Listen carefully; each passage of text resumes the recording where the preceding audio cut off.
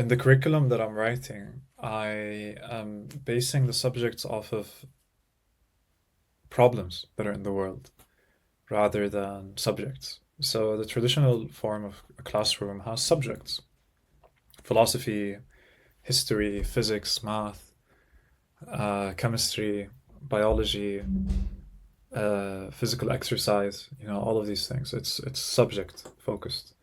But these subjects are sadly separated from the bigger reality and problem.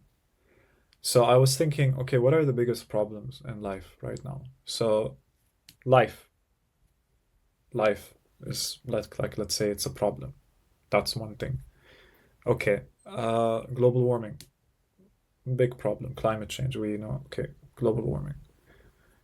Economy, economic depression, looming economic depression. That's a problem. What about energy? And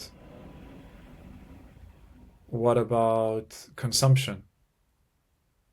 We consume a lot right now.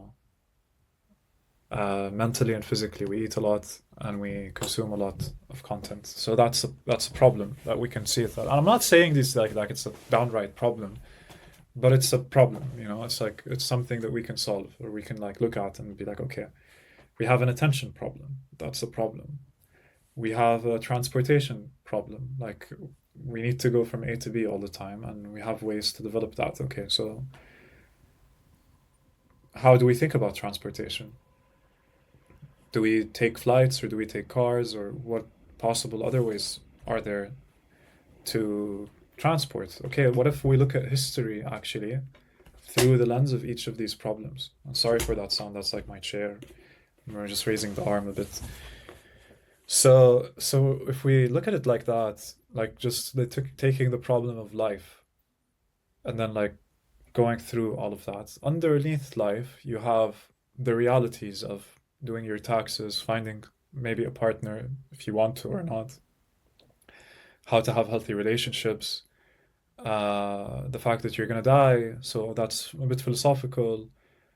You can put history underneath that, and you can put financial savviness underneath it. I've done a video on what it means to be like how we can write a finance curriculum for our children.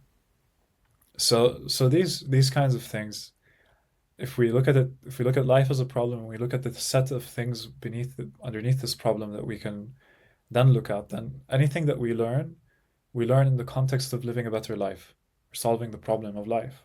Suffering. We can talk about suffering. We can talk about a million things.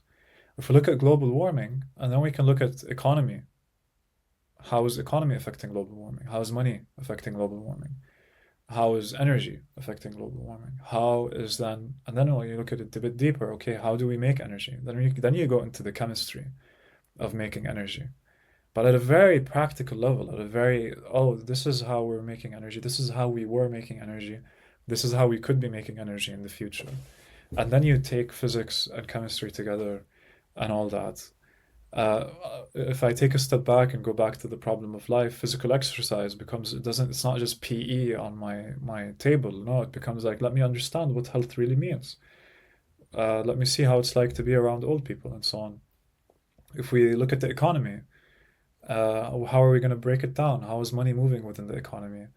What forces stop things from happening in a certain way? I remember reading about how in California the public transportation system was held back by car manufacturers who just wanted to sell more cars, so they really stopped trains from becoming a big thing in the city. And now California is one of the states that has the most traffic, right?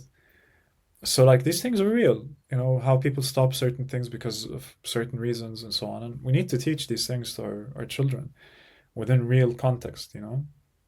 So